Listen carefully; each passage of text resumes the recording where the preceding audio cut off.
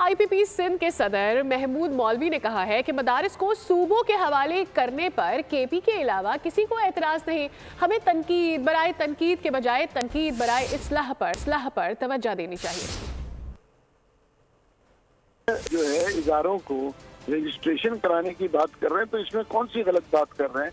देखिए, रजिस्ट्रेशन होगा तो ये बच्चों के लिए भी ठीक होगा और उसके जो है सिलेबस बनेगा कि दीनी तालीम के साथ साथ जो है वो दुनियावी तालीम भी लें, बैठ के वो बात करें कि जी इश्यूज क्या है, उनको एतराज़ात क्या है इसके ऊपर। यानी जी हमें ये एतराज़ है कि भाई ये नहीं होना चाहिए, उसके ऊपर तो ये कहना है कि जी इसको बिल्कुल ही अनरजिस्टर्ड हो। देखिए, हम सिविलाइजेशन की तरफ जा रहे हैं ना, हम ये कहना है कि हम मजीद जहालत की तरफ जाएंगे जी कोई किसी को रजिस्ट्रेशन की जरूरत नहीं है, जो मर्जी हम करें, तो ये तो मेरे ख्याल से किसी मुल्क में दुनिया के नहीं चल सकता। सब्सक्राइब करें और बेल दबाएं ताकि कोई खबर रह न जाए।